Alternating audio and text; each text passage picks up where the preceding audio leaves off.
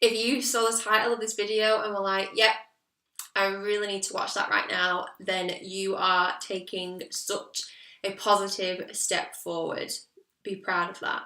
I've been wanting to make this video for quite some time because I feel like I'm at a point in my business where I need to use every piece of my time effectively. And I actually saw a quote recently that fits in so well with the topic of this video, and I thought I would share that with you to get things started. There is never enough time to do all the nothing you want. I related to this so much because I'm the type of person that hates wasting time. If I feel like I'm wasting time, then I just think there's minutes going by that I'll never get back. I've just become so focused when it comes to managing my time. So I thought that was a really good way to begin. And what's important to understand is that if you're in a situation where you don't want to waste your time anymore, that doesn't necessarily mean you shouldn't be doing time-wasting activities, because it might actually be something that makes you happy, and there is a time to do that. So if it's something that makes you happy, you should definitely be making time for that in your life. You should be practicing self-care. But if it's happening too much to the point where you're just not being productive, then you're probably wasting more time than you think. That is what I want to talk about today, and that is why we are going to go over some of the main ways that you can start to make the most of your time. I want you to start looking at some of the things you do in a different light. Maybe you know that some of the things you do are the best use of the precious time you have available. Especially if you're in a situation where you're working towards something, or you want to get to a certain point in your life and you know that every moment really matters right now, then every small step counts. So we're going to go through some of the best ways that you can make the most of your time. If you're interested in this kind of thing, then make sure you subscribe to this channel. I upload videos twice a week at the moment, and I absolutely love it. How to start making the most of your time? Well, let's start off with the main one. You need to start rethinking the things that you think you have to do. We're all working towards something, but we never think of that as something that we have to do. It's more that you have a choice and you're choosing to do it. You should have more of those things in your life rather than feeling like you have to do everything. And let's face it, you probably have some of those things in your life right now, but your perspective has changed to make them a have to do thing because you can't really remember why you're even doing them in the first place. Think about things differently. Take the have to do things in your life and instead think about whether you're doing them because you think you have to do them or whether it's because you actually want to do them. Next, get excited about your goals. You might have to do certain things in order to get to where you want to be because those steps are involved, but they're actually probably really important and need to be done if they're going to help you get towards your next big breakthrough. So keep that thing in your mind all the time and feel good about it. Look forward to it, because that is really going to help direct you on those days where you do lose motivation and all you want to do is sit down and watch Netflix.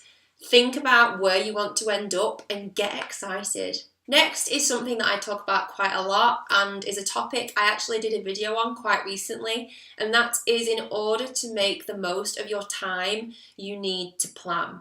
We've all got certain stuff that we need to get done in a day. We all have meetings and appointments and whatever else is on our calendars. You can plan your day on the computer or you can use pen and paper. It really does not matter what format you use. Personally, I like to use a little bit of both, but definitely use a tool to help you plan your day. If this is something you haven't quite got the hang of yet, and I take this very seriously, almost to the point where I know what I'm doing at each point of the day, but it really helps me to stay on track.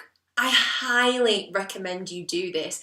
If you aren't good at using a tool to plan your day or manage your time, just use a tool to track what you do just on a day-to-day basis, your daily tasks. The best starting point can be to track your time so you can see how you're actually spending it. How long did you spend getting ready this morning? How long did it take you to get home from work? How long did you spend actually working? Use this plan, use this calendar, and just track your time just for a week. And then you can look back and say, okay, how much of this is actually worth spending my time on? And how much is it just me wasting my time? And what can I do to fix that?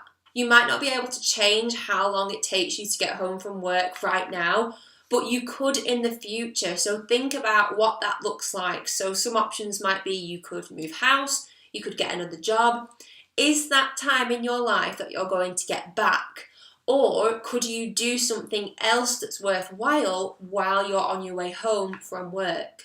But use a tracker to track how you spend your time so you can then make the most of it. This is another big one, and I find that when I give this advice, I always get feedback from people saying things like they have things in their calendar that don't budge, or they have unexpected things that crop up, or they have kids. And being a blogger or a business owner in these types of situations is really difficult. And I mean, I'm not a parent, I don't have kids, but I have managed my blog and business alongside a day job. The biggest tip I can give you here about managing your time is to just accept that it won't always go to plan. Some days I schedule a certain amount of time to get some tasks done, but it doesn't always work out that way. Sometimes I might get less time than I thought, or maybe no time at all. Things don't always go to plan. If you have meetings that get cancelled, or you were planning to work on something when you get home that maybe you don't have to anymore, you need a backup plan of things you can be getting on with if that unexpected time becomes available.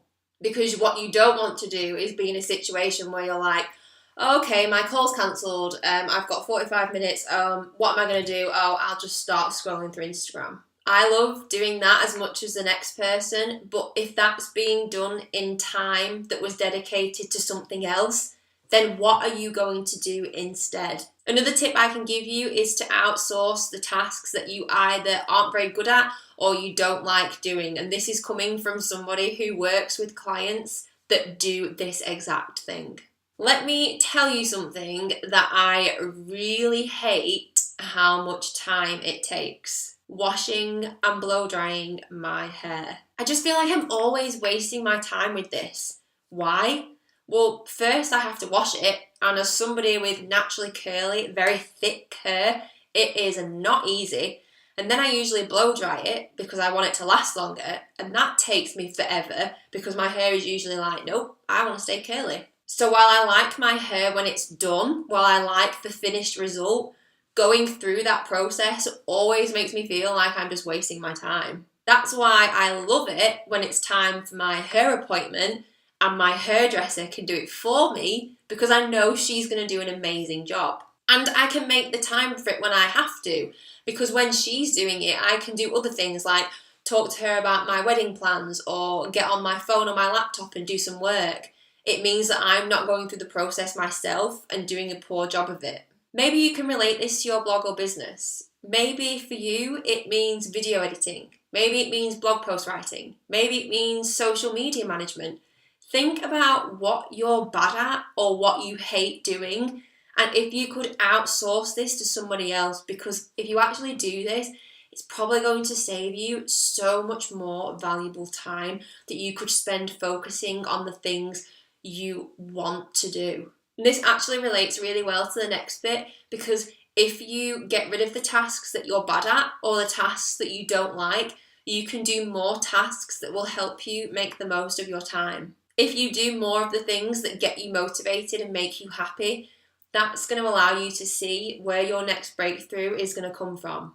You are much more likely to not lose your motivation. Losing your motivation means losing an evening to Netflix because you don't have the passion or the energy to do the work. Why are you spending a whole night watching Netflix? What sense does that make? This only happens when something makes you lose your motivation. So you've been doing too many tasks that drag you down, that make you feel like you're wasting your time, that aren't getting you towards your next breakthrough, and now all you want to do is sit and watch TV. Do the things that motivate you, and you will want to keep working to get towards that next task. And you'll be fine with hitting pause and going to sort your washing out so that the wash basket doesn't overflow. You will be making the most of your time by doing things that are going to help you move forward. My last tip is probably the most important one. You have to plan to make the most of your time, and that includes making time for you. Maybe there is time when you sit down and watch Netflix. Maybe there is time when you go and get your nails done. Maybe there is time where you just want to sit around and do nothing. Maybe you get enjoyment out of baking every single weekend. It does not matter what it is. The point is that you enjoy it, and therefore you should be making time for it. Some of that time is going to be spent with your family. It's time when you think you should be doing blog stuff, but you know you need to draw a line so you can separate yourself from that. Set the time for that, because that is something that's going to help you reclaim your motivation and get you on your way to your next breakthrough. Now, a question for you. I want you to leave this in the comments below.